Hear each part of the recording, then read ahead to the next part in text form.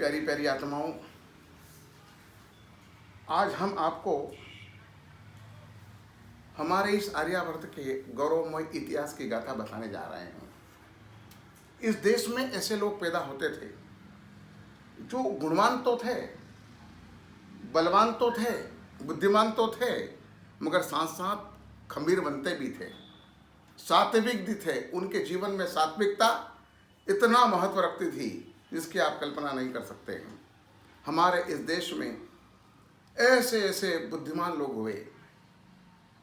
उनमें से मैं आज आपको एक कवि श्री हर्ष की बात बताना चाहता हूँ। उनके जमाने में उन्होंने मूर्धन्य विद्वत्ता प्राप्त की थी। ऐसी कोई बात नहीं थी जहाँ पर उनकी बुद्धि नहीं पहुँचती थी। उन्होंने अपनी बुद्धि के बल पर कई लोगों को पराजित किए थे। वे कवियों की श्रेणी में बादशाह कहलाते थे। एक बार उन्होंने एक ग्रंथ रचा, उसका नाम था न्याय खंडन खंड खाद्य। उस जमाने के राजा, कोई ऐसा विद्वान व्यक्ति अगर किसी ग्रंथ की रचना करता तो उस ग्रंथ की पूजा करते थे, सोना मोहरों से उसका मूल्यांकन करते थे और कविवर का जाहिर में सम्मान करते थे। कविवर हर्ष ने भी अपनी कृति राजा के समक्ष प्रस्तुत की।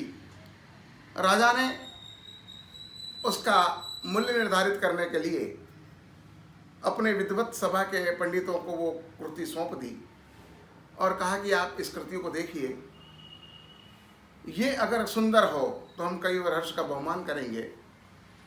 तब यहाँ पर वो कृति ले जा करके, उस ग्रंथ को ले जा करके उन विद्वानों ने देखा। उस ग्रंथ की भाषा बड़ी उच्च क्वालिटी की थी। उस ग्रंथ की भाषा बड़ी क्लिष्ट थी, हर आदमी को जल्दी समझ में आ जाए ऐसी उसकी भाषा नहीं थी। इसलिए उस जमाने के जितने भी पंडित थे, उन पंडितों ने दूसरे दिन राज्यसभा में आकर के और राजा से कहा, महाराज, इस ग्रंथ का मूल्यांकन हम नहीं कर सकते, ये हमारे बूते की बात नहीं है।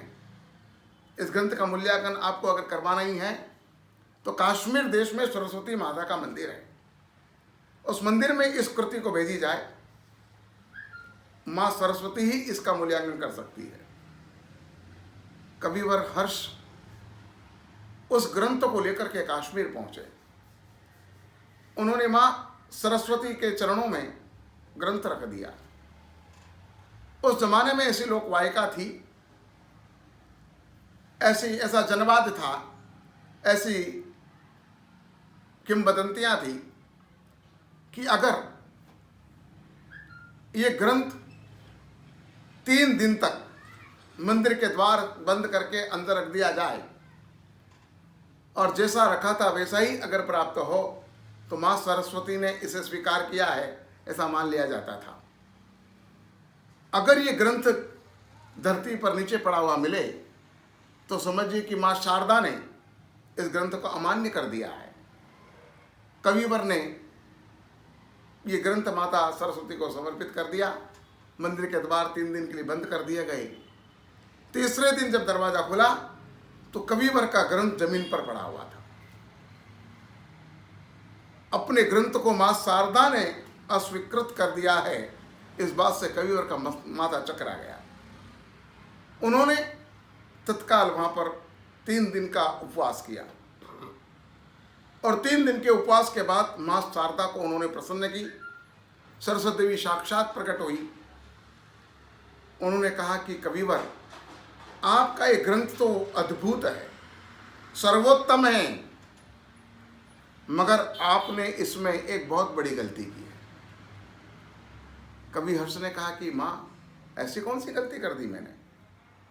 तब मां शारदा ने कहा कि आपने इसमें मुझे विष्णु प्रिया, यानी कि विष्णु की, सरस्वती विष्णु की पत्नी है, ऐसा आपने इसमें उल्लेख किया है। क्या आपको ये पता नहीं है कि मैं आजीवन कुमारी हूं? इसलिए मैंने आपके ग्रंथ को अमान्य कर दिया। कविवर हर्ष खरखराट हंस पड़े, ठहाके लगाकर हंसने लगे। उन्होंने कहा, मां, मैं तो तेरे को बड़ी बुद्धिमान और पंडितों में शिरोमणि समझता था, मगर मुझे लग रहा है कि तू मूर्ख शेखरों में से एक है। सरस्वती तो आश्चर्य में पड़ गई। उसने कहा कि कविवर, तुम मुझे मूर्ख कह रहे हो, मूर्ख शिरोमणि कह रहे हो, मूर्ख शेखर कह रहे हो? उसने कहा, मां मेरी बात सुनो, प्रत्येक ब्राह्मणों के घर में आपकी बैठक है। ये सर्वविदित बात है कि प्रत्येक ब्राह्मण विद्या का उपासक है और सरस्वती विद्या की देवी है। इसलिए हर ब्राह्मण, हर विद्वान के घर में सरस्वती का फोटो लगाया जाता है। तो कवि हर्ष ने कहा कि आप हर घर में बैठी हैं, आपको हर घर में बैठी हुई देख करके और मुझे बड़ा बुरा लगा, इसलिए मैंने आपको एक घर में ले जाके बैठा दी, विष्णु प्रिया बना के आपको एक घर में बिठा दी, तो मैंने क्या बुरा किया? सुन करके मां सरस्वती कविवर की बात से बड़ी प्रसन्न हो गई और उसने कविवर के इस ग्रंथ को सर्वमान्य ग्रंथ की उपमा दी। ये वो आर्यावर्त है कि यहाँ पर ऐसे खमीर बनते, ऐसे सात्विक पुरुष पैदा हुए कि जो मां शारदा को मूर्ख कहने के लिए बिल्कुल ना हिचकिचाए। उन्होंने स्पष्ट रूप से कह दिया कि तुम मूर्ख है। ऐसे लोग इस देश में पैदा हुए कि जिन्होंने कभी भी किसी की खुशामद करना पसंद ना की, किसी को मक्खन लगाने की कोशिश ना की, किसी को अच्छा लगे ऐसा बोलने की कोशिश नहीं की। ये तो वो देश है कि जिन लोगों को हमने अपना माना था, वो समय आने पर कान पकड़ के और व्यक्ति को अपनी जगह दिखा देता था। अपने कह करके और अपने लोग समय पर यदि सच्चाई की बात हमें ना बताएं तो वो हमारे मित्र नहीं, मित्र के लिबास में शत्रु का काम कर रहे हैं। ये वो देश है। क्या बताऊं आपको, महाराजा दुष्यंत एक बार एक कवण ऋषि के आश्रम में गए थे। कवेन ऋषि के आश्रम में एक छोटा सा बच्चा उसके द्वार पर पैरा भर रहा था। राजा जब आश्रम में प्रवेश करने लगा तो तत्काल उस बालक ने अपनी तलवार की नोक पर राजा को रोक दिया। राजन, इस आश्रम में गुरुवर की आज्ञा के बिना एक परिंदा भी घुस नहीं सकता। आप यहीं पर ठहरिए, पहले मैं ऋषिवर की आज्ञा प्राप्त करूंगा, उसके बाद आपका इस आश्रम में प्रवेश होगा। वो छोटा सा बालक ऋषिवर की आज्ञा लेकर आया, उसके बाद ही राजा दुष्यंत को उस आश्रम में प्रवेश करने दिया। राजा दुष्यंत इस बात से बड़े खुश हुए कि कैसा मेरा देश, कि मेरे देश में रहने वाला एक छोटा सा बच्चा भी अपने ऋषिवर की आज्ञा का पालन अक्षरशः करता है। वो ये नहीं सोचता है कि राजा इसको जाने दिया जाए। वो राजा हो कि प्रजा हो, सबके साथ एक जैसा सलूक करता है। इस मेरे देश के इन लोगों में कितनी सात्विकता है, इस बात से खुश होकर के और राजा दुष्यंत ने उस बालक को इनामों से सत्कारा। क्या बताऊं आपको, ऐसे तो हजारों लोग इस देश में हुए जो अपनी सात्विकता और तात्विकता के कारण हमेशा इतिहास में अमर हुए। कविवर गंगत का नाम तो आपने सुना ही होगा। अकबर बादशाह के जमाने में वो कवि था और अकबर बादशाह ये चाहता था कि कवि गांव कविताओं में थोड़ी मेरी प्रशंसा भी करे, मगर कवि ने बादशाह अकबर की कभी भी खुशामद नहीं की। अकबर चाहता था कि कहीं ना कहीं तो मेरी खुशामद करे, इसलिए उसने एक योजना बनाई और योजना बनाकर उसने राज्यसभा में कहा कि आज मैं एक समस्या रखने वाला हूं, उसकी पूर्ति आप लोगों को करना है। मैं एक पद, आखिरी का पद में लिखूंगा, आखिरी का पद में बताऊंगा, आगे की बात आप लोगों को लिखना है। तब यहां पर सब कवियों ने कहा कि ठीक है जहांपना सलामत, आप अपनी आखिरी लाइन प्रस्तुत कीजिए। तो अकबर ने आखिरी बात बताते हुए कहा, वो ही आश करे अकबर की,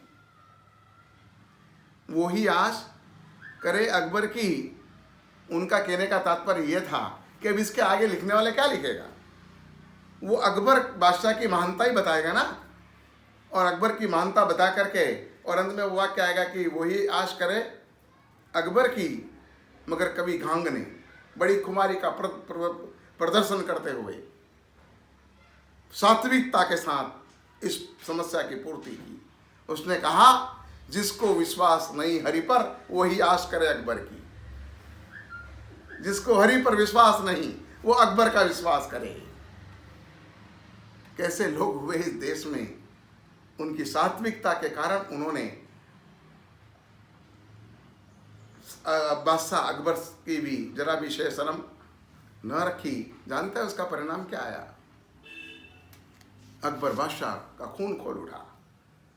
वो बड़ा क्रोधित हो गए, गुस्से में आ गए। उन्होंने आदेश दे डाला कि इस कवि को हाथी के पैर के नीचे कुचलवा कर मरवा दो।